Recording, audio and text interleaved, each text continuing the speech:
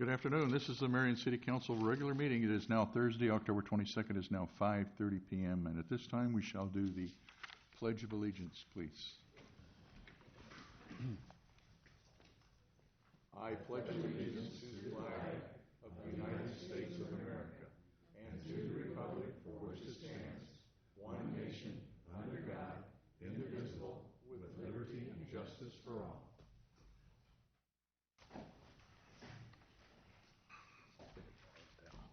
Roll call. Ms. Pazor. Here. Ms. Etzel. Present. Mr. Spinks. Present. Mayor Buska. Present. Mr. Avosely. Here. Mr. Draper. Here. This time, I'd like Councilman Spinks for a moment of silence, please. Yeah, as y'all pause for a moment.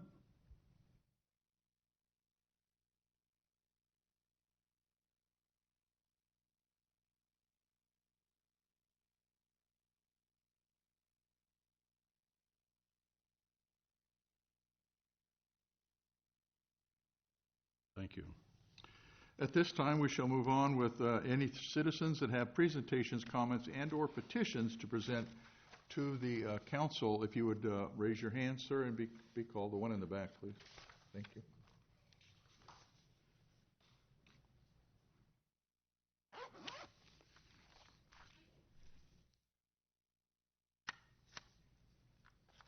State your name and address, please. My name is Mike Tope. I live at 170 26th Street Court, Marion, Iowa. And before us tonight, we're talking about privatized parking in Uptown Marion, where parking is of an essence up there. In the last year, you guys, all of you, have turned around and told private citizens they cannot park in front of their houses. You do not reserve any of that for them. But yet now we have a business before us asking for reserved parking in front of their businesses. Across the street from their business is a private parking lot.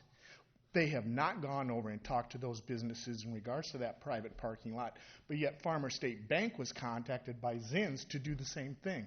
I fail to understand how we, as a city, can progress when we turn around and take away prized parking in an area that we so justly need.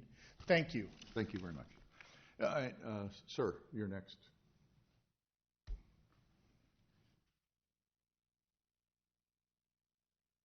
Mr. Mayor, Larry Sankey, 1580 3rd Avenue, Marion, Iowa.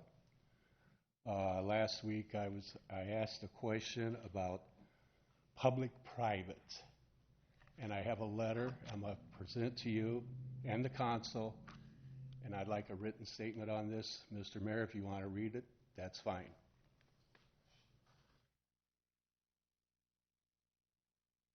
You can just pass it to her, and she can pass it out to us, sir.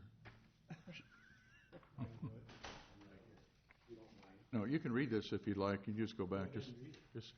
Just hand it out to us and go ahead. Go ahead. That's fine.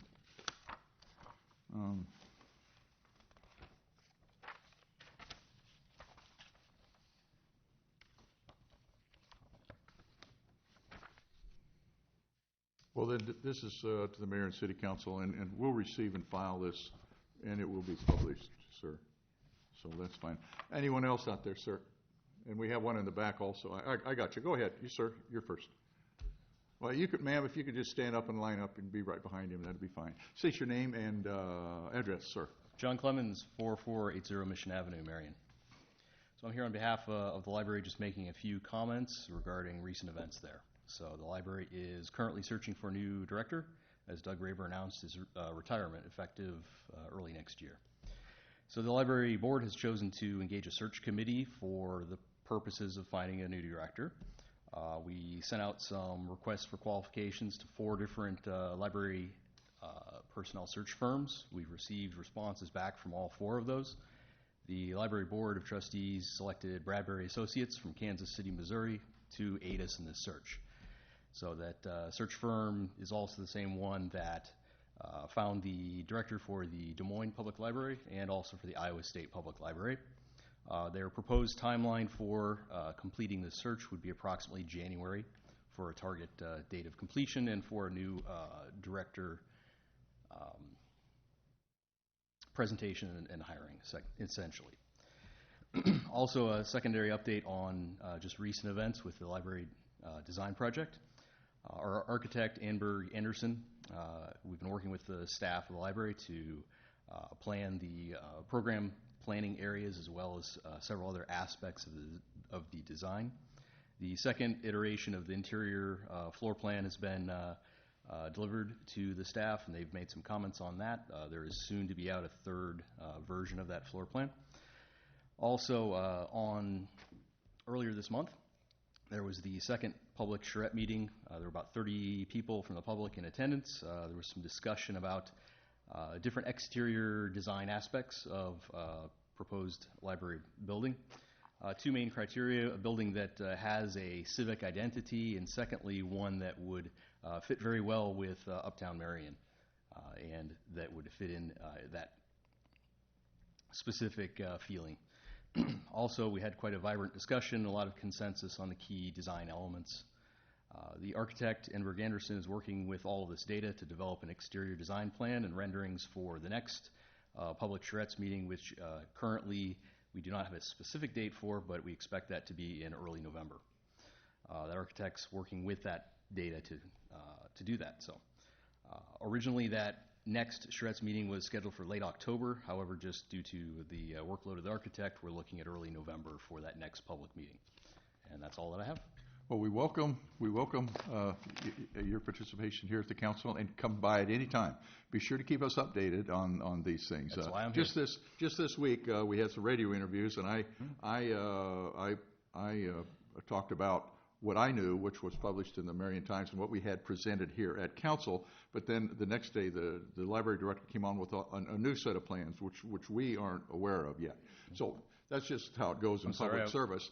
You just never have the proper update. But if you can keep us informed like you just have, that's what we want to see. Lana, I have a question now. Are you, or the city involved, other than the library board, in the selection of this library director? Sir.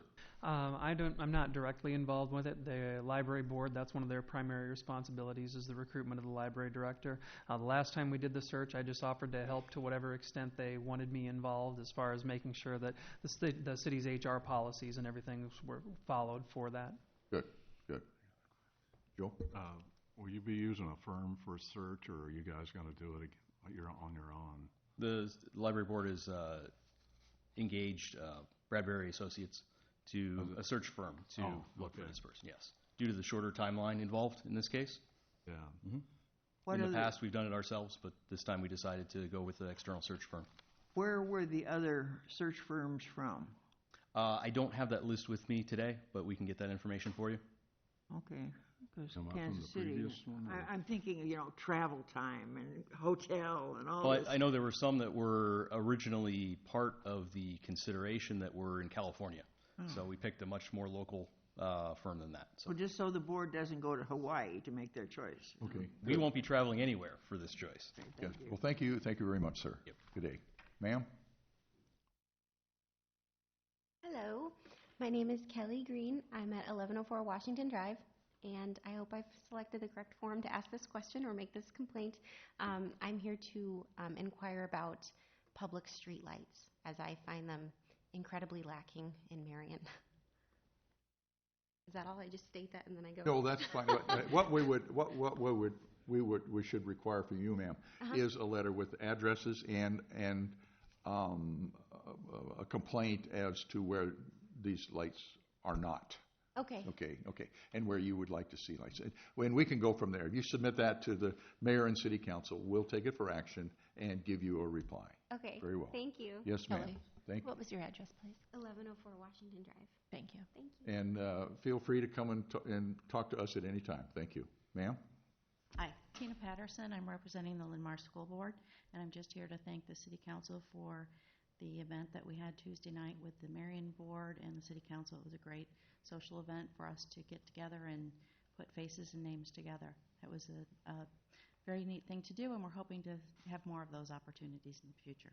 Very, very nice. I'm here tonight with my co-board member, George Aboasley. Well, thank you. How many other school board members do we have here besides you, ma'am? We have, and he is? That's Nick's brother. Oh, and you were just elected. Welcome. Good show. What relationship? He's his brother. A brother, Oh, he's a- Abalosely. Yeah. Was just well, elected I to caught the- the last name. It's Okay, not like good. Smith. Well, thank you. Anyone else? Anyone else? Okay, we'll move right on to the consent calendar now. It's quite a long one, and that will be Councilman Draper. Yes, Your Honor. Motion to approve the consent calendar. I've had no request to remove anything. Items, Yep. Number 5 and number 8. well, I'm getting requests to move. Yeah. Okay. Removing items number 5 and 8 Separate consideration. for separate consideration. I would move items 1 through 19A and B, resolutions 24-914 through resolution 24-913 for approval. Second. Motion is made and second for the consent calendar as read, and remove 5 and 8 for separate consideration. Discussion? No discussion. For the consent calendar as read, all those in favor signify by saying aye. Aye. Aye. Those opposed? Councilman Draper, number 5. Yes, motion to receive and file a new job description for confidential police administrative clerk. Second. Motion is made and second, and for discussion, the chief would like to speak. Yes, thank you, Your Honor, and members of the council. I just want to make a brief statement that I want it put on public record, that I would be remiss not putting it on public record on the behalf of my firefighters. Last year, if you remembered, I lobbied for these 3 dispatchers, and I gave up a position on our department because I really wanted those 3 dispatchers. The dispatchers are the lifeline for our police officers and firefighters. If there's only one dispatcher, they're taking 911 phone calls, talking to 2 or 3 police officers at different scenes, and also talking with our firefighters on medical calls and fire calls. That's tough for one person to do. That's why I lobbied for what I did, because there's been firefighter deaths in the country due to a dispatcher not hearing a firefighter mayday. So it was very important to me. So I met with Chief Doherty about switching this position, and as a team player, I'm all for it. He assured me that we would always have 2 dispatchers in the dispatch center, and I wanted to make sure of that. So I just wanted it on public record, and I also wanted to let you know, don't be surprised if I don't come back and ask for more. Thank you. Ooh. Any other discussion? All those in favor of this consent calendar number 5, motion to receive and file a description, signify by saying aye. Aye. Aye. Those opposed? And now number 8, sir.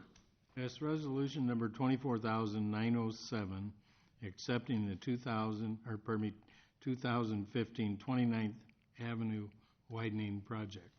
Second. Motion is made in second. Discussion. What is this, Mike? What? I mean, I thought we'd already done 29th widening. Right, so this is actually approving it now, so this is accepting it. So basically, back on March 19th of 2015, you guys approved the public-private agreement between Presswick, which is Dustin Kern, for the 2015 29th Avenue widening project in the amount of $545,000. And then on July 7th, 2015, you approved the concurrence of contract for the construction of the 2015 29th Avenue widening project for $456,116.70. It has now been completely built. The final construction costs are $450,920.16, which was 88.26% of the engineer's estimate. So basically, all we're doing tonight is it's now been built. Now we're taking possession of it, and so by taking possession of it, now we get to maintain it. Okay, that was my second one, is that this is the final payment to go to or be the final payment, and it'll be ours then. Yep. All right. Yeah, the item number 7 that you actually already approved was the payment. Number 8 is actually accepting the project. Yeah. And we do that with any project, whether it's public or private. You have to do the final acceptance of the project, saying that we accept what the contractor did, and it now becomes ours. Okay. Come out very well. What's that? It come out very well. Yeah. You don't have to make the little jog anymore. Well, thank you. Any other discussion? For Resolution 24907, those in favor signify by saying aye. Aye. Those opposed? Very well. And now for the second part of the consent calendar with the abstentions, number 20 and 21. Councilman Pazor, please. Yes, Your Honor, I move to approve the following liquor license application for Sunday sales for Hy-Vee, doing business as Hy-Vee Gas. They've had one violation in 5 years, and then Resolution 24,914 approving partial payment number 24 to Martin Gardner Architecture for professional services in the amount of $3,927.50. Second. Motion is made and second to approve the consent calendar. Discussion? None noted. All those in favor of the consent calendar 20 and 21 signify by saying aye. Aye. Those opposed? Abstain. Do we have an abstention, ma'am? Thank you. All right. Now we'll move along to engineering, and I shall open a public hearing regarding the Donnelly Park Boyson Trail Bridge Replacement Project. May we have an explanation, sir? I'll go ahead, Mike. So basically, the Donnelly Park Boyson Trail Bridge, there's an existing, what I would call a cattle crossing out there. So anytime we have high water, it goes over the trail and closes the trail down. Parks Department, working with the engineering department, we got 7 sealed bids on the 13th of October. The low bid was with Rickliffs. It was $148,413, which was 71% of the engineer's estimate. Work shall begin no later than May 16th, 2016, and be completed within 25 working days. Liquidated damages in the amount of $300 per day will be assessed for each calendar day in excess of the schedule, and staff is recommending accepting the bids. Thank you. Now, for the public, we have the opportunity now for anyone who would oppose this particular project. You may raise your hands and be called and step forward and speak. So, if you're opposed to this particular project, you may step forward at this time. Ma'am.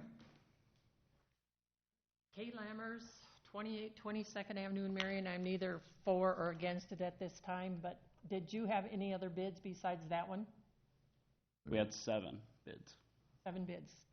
Did you guys pick this bidder out? It was just, The low bid. it was just advised that this is who would be doing it. I happened to be at City Hall that morning, so I know they were all here, I think. Yeah, I mean, But you don't know what the other people bid yet? yeah, you guys all have a bid tab in your council packet. Yeah. We have it on our council. You have that? Yes, ma'am. Okay. All right. Thank you. Any other one would have to make a comment? Is there anyone who would like to be approve this particular project? You may step forward. If you're in favor of this project, you may step forward. None noted. Public hearing is now closed. Councilman Etzel, please. Resolution number 24915, accepting bids and awarding contract to Rickliffs Excavating Limited regarding the Donnelly Park Boyson Trail Bridge Replacement Project in the amount of $148,413. Second. Motion is made and second for Resolution 24915. Discussion? None noted. Those in favor of Resolution 24915 signify by saying aye. Aye. Those opposed? Councilman Spinks. Yes, Your Honor. I move to approve Resolution number 24916, approving Industrial Center East 9th Edition Final Plat and Memorandum of Agreement for property located south of 3rd Avenue and west of 44th Street. Tom and Nancy Riley Family, LLC requests. Second. Motion is made and second for Resolution 24916. Discussion? Those in favor of Resolution 24916 signify by saying aye. Aye. Those opposed? At this time, I shall open a public hearing regarding a request to rezone property located at 631 9th Street from C1 Neighborhood Commercial to C2 Central Business District Commercial. And we have planning and zoning now.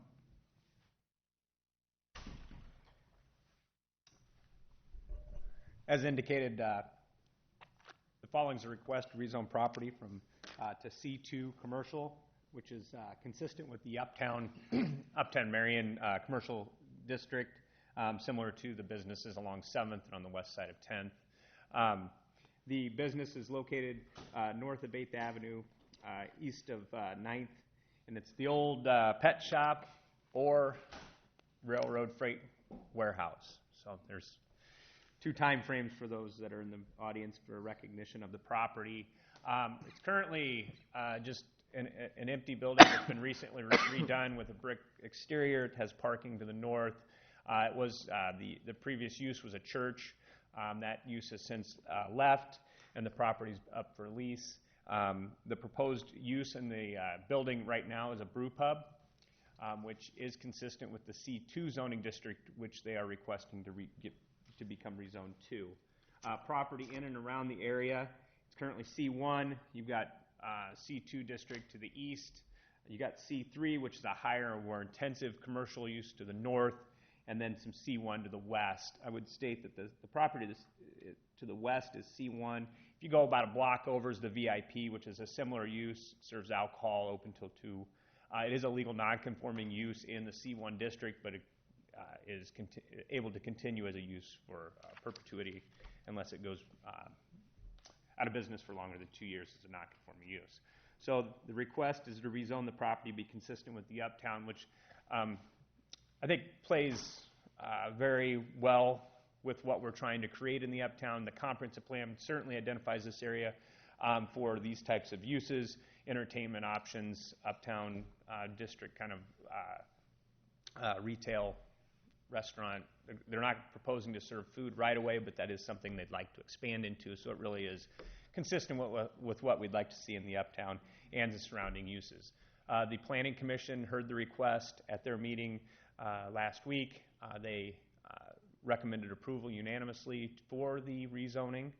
There was one individual at the meeting that spoke out against the project at that meeting, and there was nobody that spoke really in favor of it.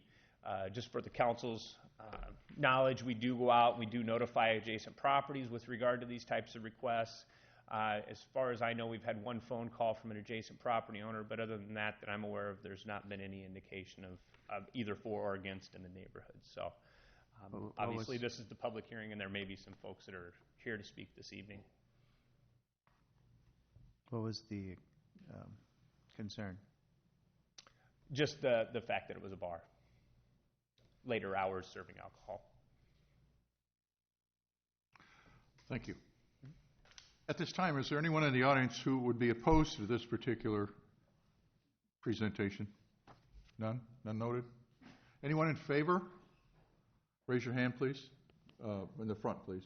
And you can cycle up from the back if you'd like to speak. John Clemens, 4480 Mission Avenue, Marion. I just say that I'm in favor of it. I think it is, as stated, consistent with the image and the environment that Marion's trying to create. So that's all. Thank you. Thank you.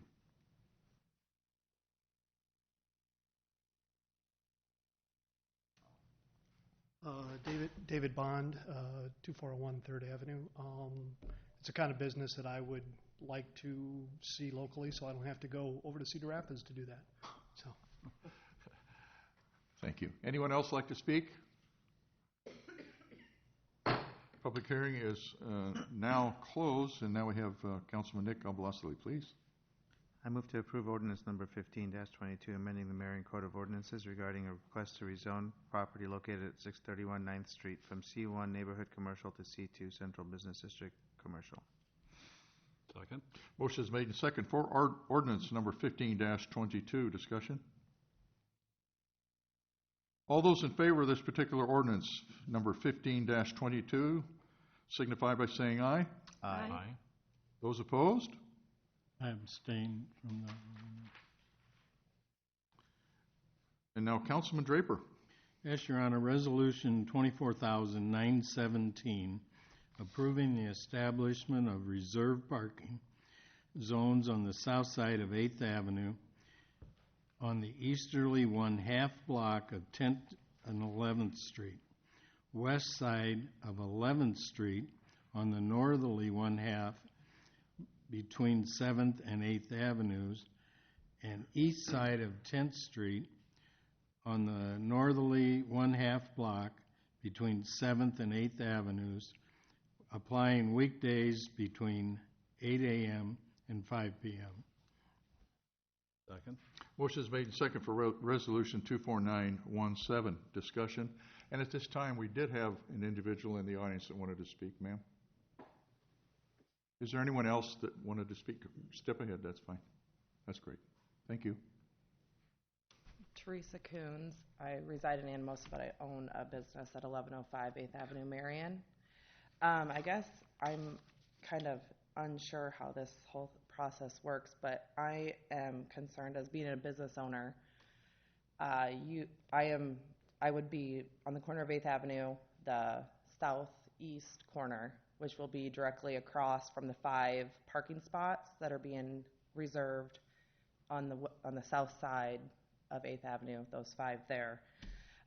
So to me, as I have 15 stylists in my salon, that means then there could be up to 30 people that are there. I currently have 9 reserved parking spots behind my salon, but the patrons that come in to my place of business use those parking spots. So my question to you is, when those are reserved from 8 a.m. to 5 p.m., which is business hours for us, now those people that currently would park there, is that for Shermco employees? Or who is this for? Because Shermco does have an entire parking lot that never gets utilized. There's also a Sorg sample next to us that is never full. Neither of those are never full. So now we're losing 11 spots uptown, which I'm involved in the uptown parking ramp, and I know you have given this a temporary parking spots. I know what I've been dealing with through the realty company and that kind of stuff that is doing this parking ramp. Temporary to me is, 5-6 months. I know that that's not even realistic because I know our due diligence isn't until February 1st, where they don't even have to give me anything for this uptown parking ramp. So I'm losing 5 parking spots is what I consider, because now there's supposed to be people that were parking there that is now going to come on the other side of the street and park in front of my business. So, and then also the people that would park along, there's the 4 parking spots, I believe, along 8th Avenue, on the south side of 8th Avenue. Now, where are those people going to park? Because I know that there are residents that have parked up above, that live up above places along 7th Avenue that use that as their parking. So now they're going to come and park along 8th Avenue on the south side in front of me, on the south side of 8th Avenue, and then they're going to come in front of my business then as well. And I'm coming up here not just for me, but also every other retail store that is on that 11th Street cul-de-sac there. We are all going to not benefit from this. I guess my question to you is, how is this beneficial to how you guys are trying to grow Uptown Marion? I don't see this as beneficial to the businesses. It's going to hurt us. Good. So I guess I'm asking you to explain how this is a good idea. Well, we understand. Thank you. Thank you. Okay. Is there anyone else who would like to speak against this particular project? Is there anyone in the audience that would speak for this particular project? You may step forward at this time. Anyone to step forward and... Can Tom, Yeah, do you have somebody- a map to show where we're talking about? Can somebody make a presentation? This isn't a public hearing. This is the regular. That's right. That's right. I had her step forward. I know. You're right. Go ahead.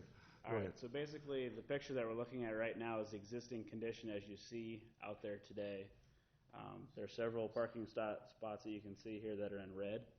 As part of the Art in the Alley project, we're actually going to get a easement that you guys have already agreed to with them to put that in there. And so what's going to happen is this is the proposed situation. That whole box that's red is actually going to become part of the Art in the Alley project. And so because we're taking several parking spots away from them, that's why we're giving them their designated parking spots in the other locations until the parking ramp would happen. Was there any discussion with the Shermco parking lot, the one that she alleges is not being totally used? Did we talk to those people at all for use of that particular lot? Yeah, Jonas. Yep.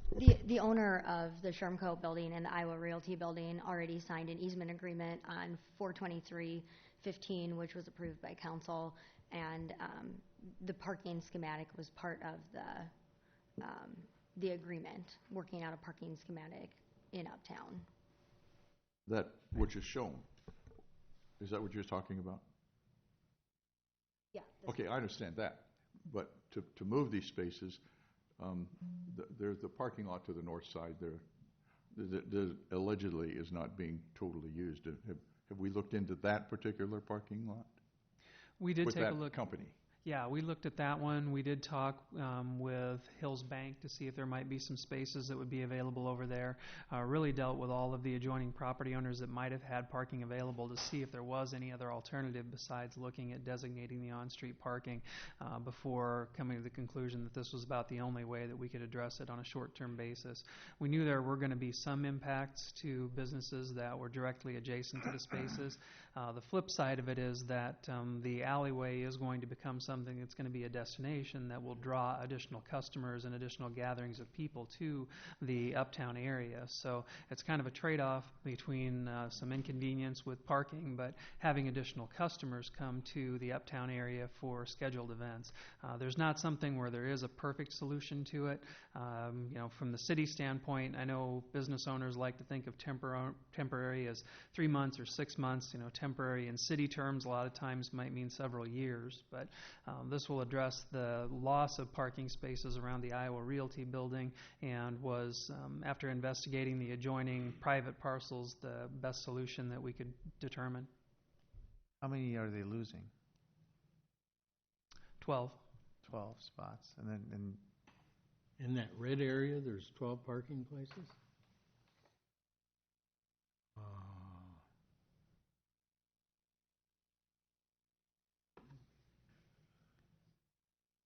So I mean, that temporary designation is kind of open-ended, and and what if the parking ramp doesn't happen?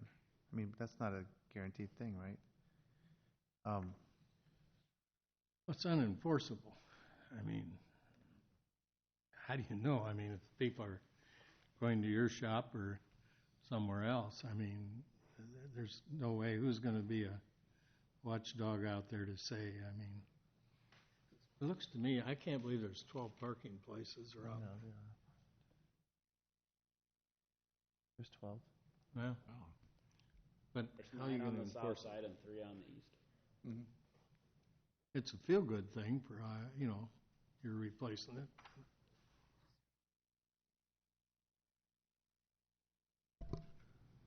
Is this employee parking or customer parking for them? Whoever. It's a combination of both Shermco employees or Shermco or Iowa Realty customers. I think maybe this was poorly thought out when the grant was written and the plans were made, because once again, I think we've just shot ourselves in the foot. What you're doing is you're penalizing existing businesses, and yet saying, come and put your business in Uptown. Well, and then turn around and say, oh, I'm sorry, but there's no place to park. This is not right. Do you have any alternatives or figures or studies or anything on the use of the parking spaces? I mean, are they all fully used? Are they? I mean, is there anything to share on that? They're fully utilized when they have their all-staff meetings, which I don't know the frequency of them, how often they do that, but they do fill them up. As a practical matter, I drive by there most mornings, and the Shermco staff has those spots used right away in the mornings. A typical day, they cycle through, and they're open periodically throughout the day. Main Street has done some studies and analysis of uptown parking periodically throughout the day. Their determination has consistently been that there is not the parking problem in the uptown that people perceive that there is, that there at any time of the day you can drive around parking uptown and you can find parking spaces available. We know that there needs to be a long-term parking strategy to address that issue for Marion, and realistically, unless you want to start tearing buildings down, the only thing to do is to go up. Hence, when we start taking looks at things like the parking ramp project.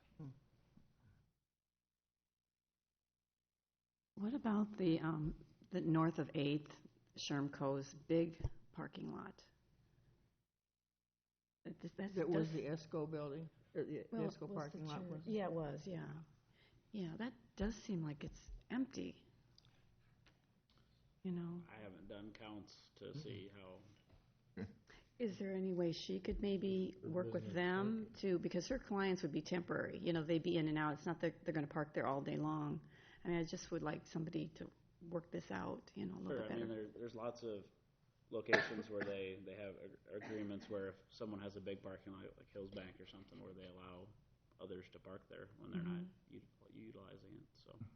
I think that if I were Realty, could talk with Shermco, that would help out a lot. They don't possibly need all these spaces all the time, but they'll be out with real estate in and out. And if they could work out a deal with the Shermco, that would work for those people. Was the Louis parking lot an option? I mean, since it's only 8 to 5 or daytime, was that an option looked at, or? We did not talk to Louis. You could go down the alley. I mean, that seems like it could be an option. For a little bit of perspective to kind of bring us back to where we've been. There's a private property owner that owns both of those parcels. They own the building that Iowa Realty is in, and they own the building that Shermco is in. They are giving us a permanent easement to privately held property that contains all those parking spaces. They have leases with their tenants that guarantee a certain number of parking spaces. So if they are proposing to take those away, those need to be made up somewhere else. Otherwise, there's a loss of economic value to the leases. That's one of the reasons, and the primary reason why we've done so much legwork with trying to find additional parking that could be reserved for those properties. Now, as part of that, you're giving up parking spaces that are immediately adjacent to your building, so one of their clear preferences was to try to have something that was equally as close to the buildings to the maximum extent that they could. Hence why we're looking at the ones on 10th Street in front of the Iowa Realty buildings and ones that are immediately adjoining the Shermco building.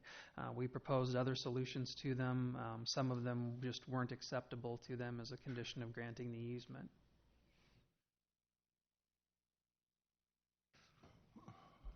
Well, I think that the other businesses, the beauty parlor or whatever, the people on 11th, I think they need all of that space for their businesses on the 8 to 5 basis, either across the street and or on 8th.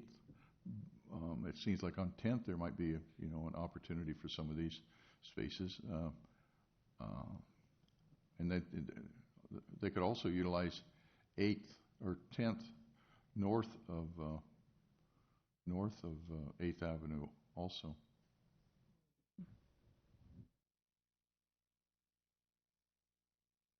Any other discussion?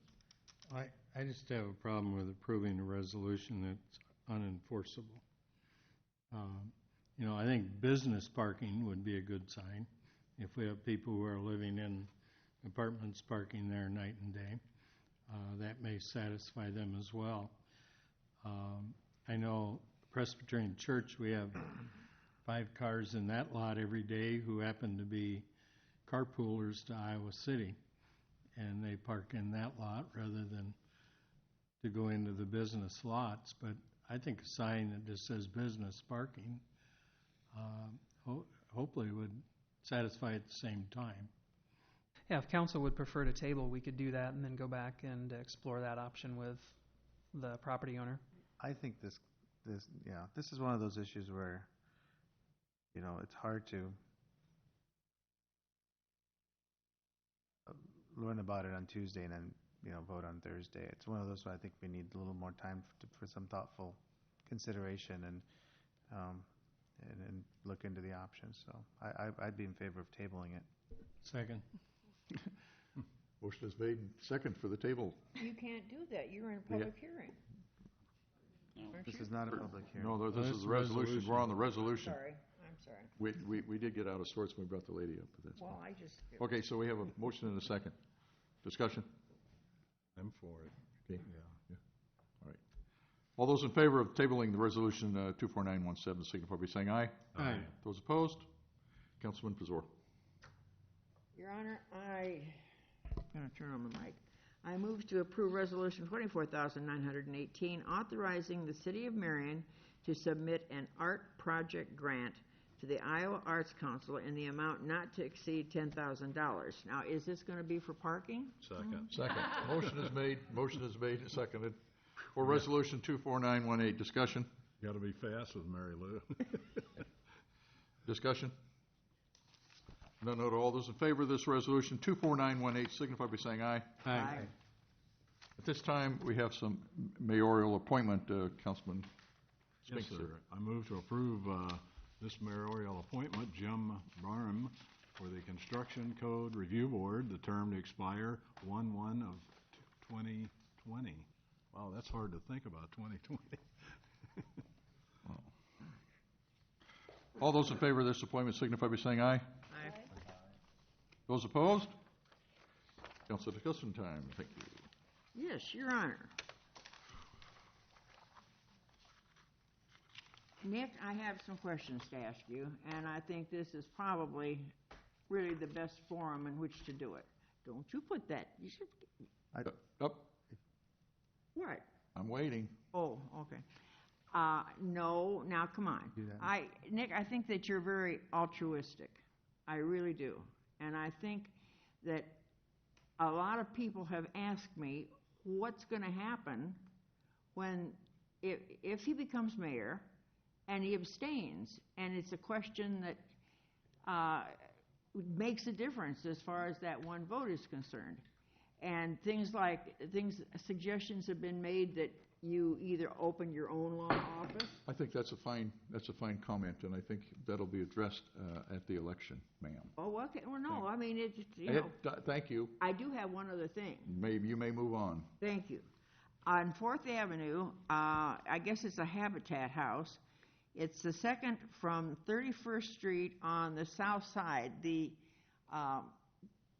driveway is filled with garbage bags, and the person that called me about this wanted to know if this was stuff that should be moved or if it was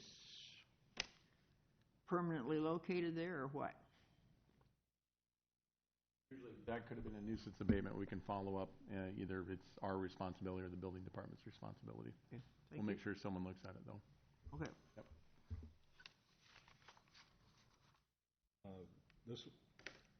Turned it off. This week, we had another business open up out at the Economic Development Center. Actually, they moved. It's Electrical Specialty Manufacturing. They broke ground on Wednesday. Yeah, Wednesday. And while I was out there, I also drove by and saw the gymnastics building. That's a nice location and going to be a nice building. So if you're driving sometime and want to go out and see what's going on, there's construction everywhere. And I want to use a line from a TV or a movie. When Robert Duvall saw the helicopters coming, and he said, I love the smell of napalm in the morning. Well, I love the smell of ground dirt being turned over in the morning.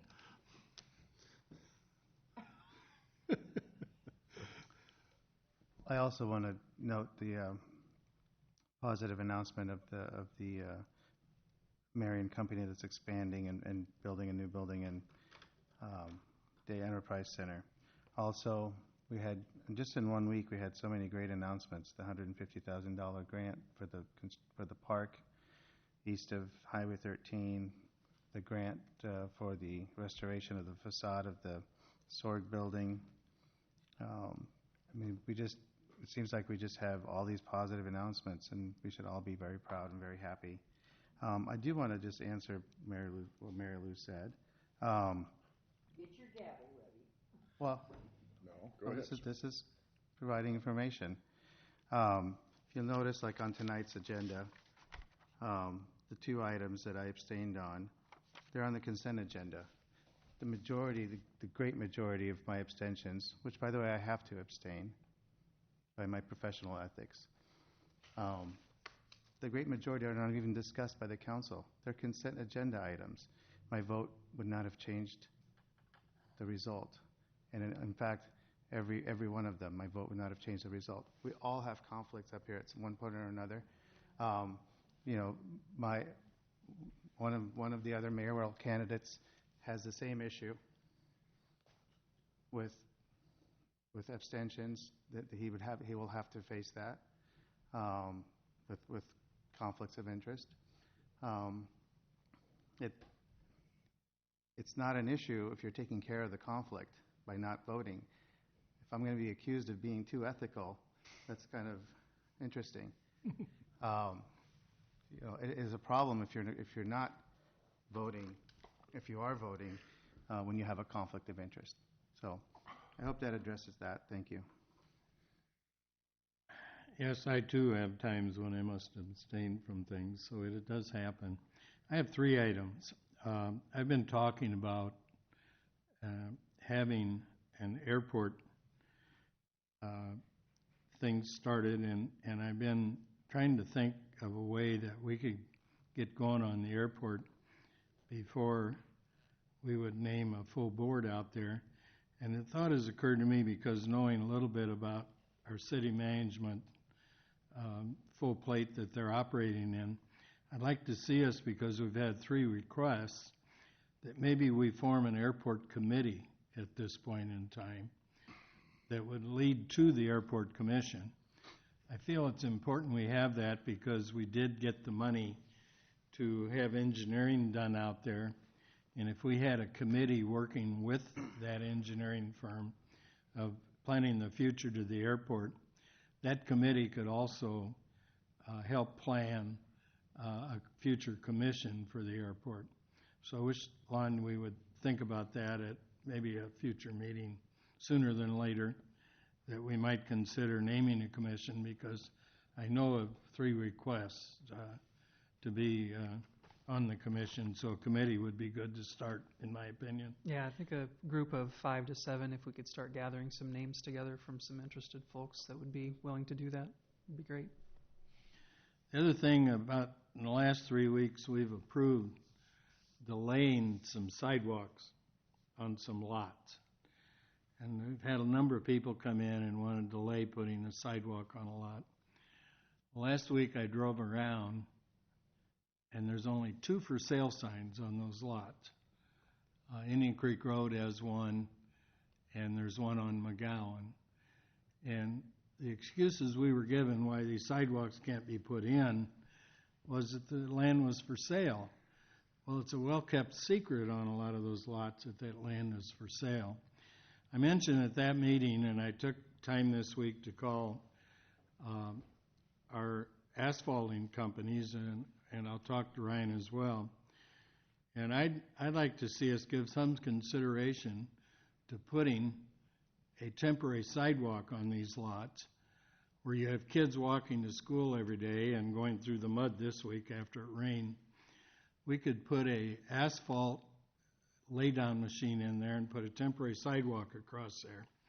And that would serve until those lots were sold and we could put a permanent sidewalk in there. We could assess the property owners for the asphalt, and after the lot is sold and they're going to do something with it, we could go in and lift the asphalt and use it somewhere else. I know that that isn't allowed under our current rulings, but maybe we'd consider changing what we're doing now and allowing such a thing to happen.